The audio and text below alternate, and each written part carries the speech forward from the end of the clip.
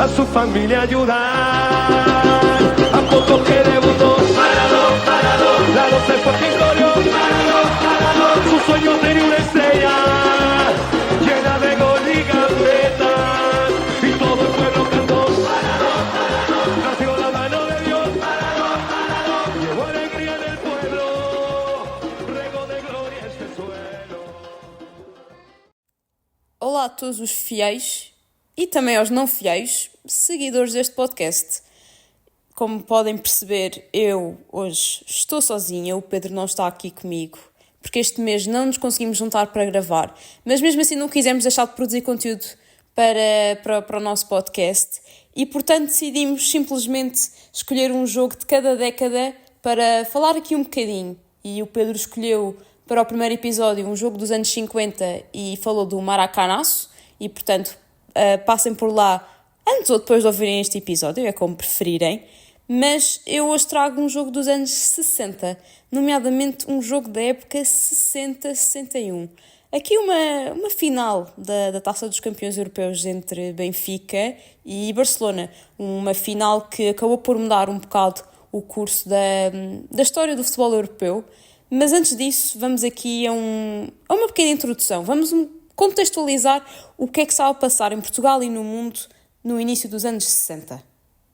A nível internacional, os mísseis de Cuba estavam em crise e as primeiras tropas chegavam ao Vietnã, com toda uma geração influenciada pelo movimento hippie a exigir o fim da guerra.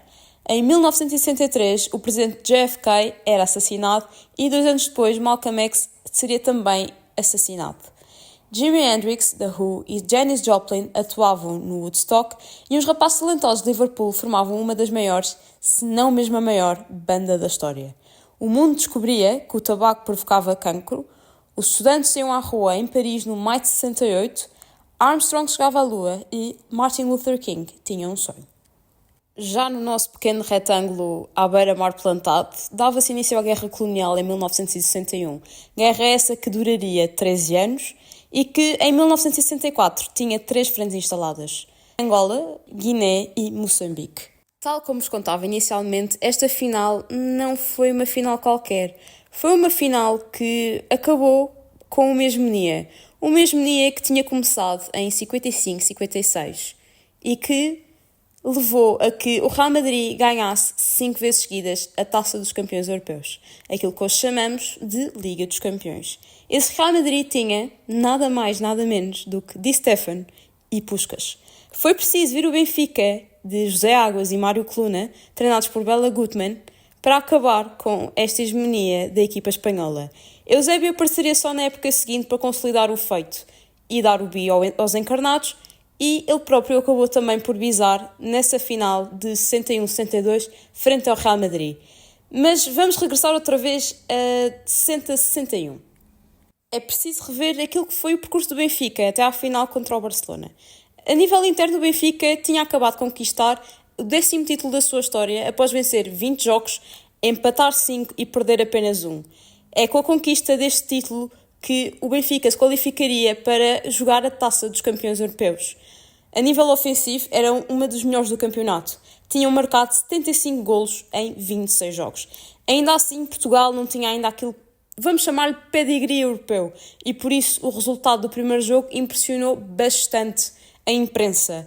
A jornada europeia do Benfica começou então na Escócia, frente ao Hearts, e venceram os escoceses por 2-1. Em Lisboa, acabariam por repetir a vitória, mas desta vez de maneira bastante mais convicta, com um 3-0. As águias mostravam assim ao que vinham e foram fazendo calmamente o seu caminho. Seguiu-se o Újpest Duja e o AGF da Dinamarca, depois de conseguir evitar tubarões europeus, e o Rapid Wien. Chegados à final em Berna, o Benfica encontraria o Futebol Clube Barcelona de Luís Suárez. E não é esse Luís Suárez que estão a pensar. Não se pode dizer propriamente que o Benfica fosse o favorito a ganhar o título, até porque o Barça tinha eliminado o campeão e maior rival, o Real Madrid. Mas não deixaram que isso os afetasse e disputaram muito bem aquela final. Tal como disse inicialmente, era uma equipa bastante ofensiva e tinham até goleado algumas das equipas que encontraram nas fases anteriores da competição e, portanto, durante os 90 minutos conseguiram criar bastantes oportunidades de golo. O Barcelona abriu o marcador aos 21 minutos com um gol de cabeça de Coxis, mas não duraria muito até Águas empatar a partida. Era o seu 11º gol na competição e, escusado será dizer, que foi mesmo o melhor marcador daquela época.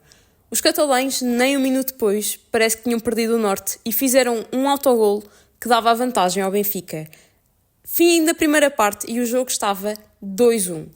Já na segunda parte, o Benfica aumentaria ainda mais a sua vantagem e consolidava-se com um 3-1, depois de um golaço de Mário Coluna.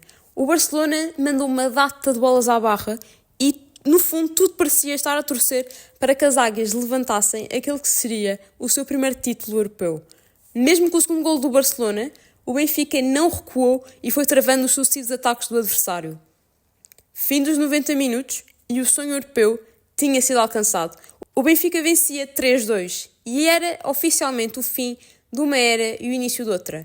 A de uma era que colocou Portugal nas bocas da Europa.